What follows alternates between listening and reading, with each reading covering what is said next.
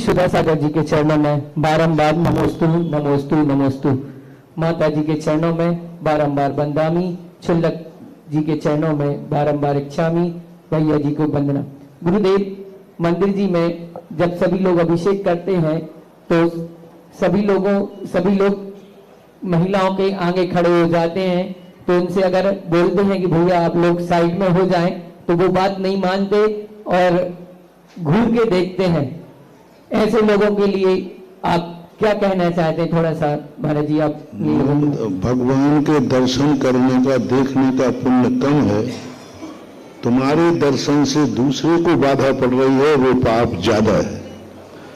इसलिए हमेशा ध्यान रखना चाहिए, मूर्ति के ठीक सामने खड़े नहीं होना चाहिए, साइड से खड़े होना चाहिए। और अभिषेक विधि के संबंध में पुरुष को अभिषेक देखने का कोई अधिकार नहीं है। उन्हें अभिषेक करने का अधिकार है, तो देखने की जरूरत क्या पड़ी? तुम नाच देखना चाहते हो तो कर्म तुम्हें ऐसी हालत में पहुंचा देगा। मैं कई बार प्रवचन में जब अभिषेक की विधि सिखाता हूं तब यही कहता हूं, तुम्हें अभिषेक करने का अधिकार है और तुम उस अधिकार का उपयोग नहीं कर रहे हो, तो ये कर्म तुम्हें ऐसी दशा में पहुंचा देगा कि तुम अभिषेक करने लायक ही नहीं रहोगे, नाच देखोगे। उपयोगिता ह्रास नियम एक इकोनॉमिक्स का सूत्र है कि जिस अधिकार का तुम उपयोग नहीं करोगे वो अधिकार ह्रास को प्राप्त हो जाता है। आपने मरते समय ये भावना की थी, आपका कलमबद्ध बयान है कि मैं मर रहा हूं, हे भगवान ऐसे कुल में हमारा जन्म हो जहां मैं भगवान का अभिषेक कर सकूं। तदनुसार आपको ये कुल मिला और आप इसका उपयोग नहीं कर रहे हो, तो बहुत बड़ी भूल है। इसलिए पुरुषों को तो अभिषेक देखना ही नहीं है, उनको तो करना है। और जब तुम्हें करना है धोती दुपट्टा वाले, तो उनको साइड से बैठो, तुम अपना खुद का अभिषेक देखो ना।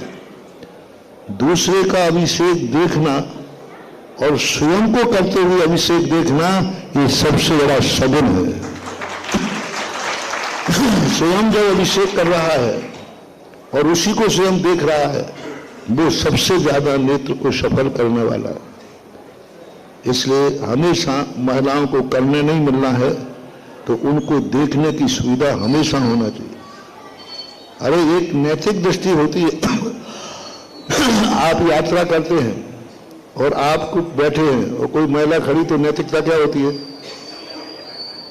कि नहीं माजी आप बैठ जाओ, मैं खड़ा हो जाऊं। इसी प्रकार से आपको करने का अधिकार है, आपको नहीं दिखे तो कोई बात नहीं, महिलाओं को देखने की व्यवस्था बनाना चाहिए।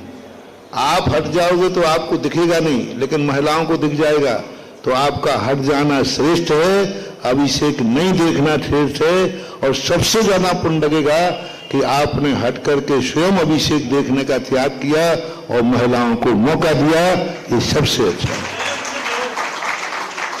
हमेशा उन कार्यों में हमेशा ध्यान रखना चाहिए, कहीं मेरे कारण से पीछे वाले को दृष्टि में कोई अंतर तो नहीं पड़ रहा है। पड़ रहा है तो उस पर विचार करना चाहिए। अंतराय कर्म का बंध होता है, दर्शनावरणी कर्म का बंध होता है, ऐसा नहीं। नमोस्तु गुरुदेव। जिज्ञासा रखेंगे।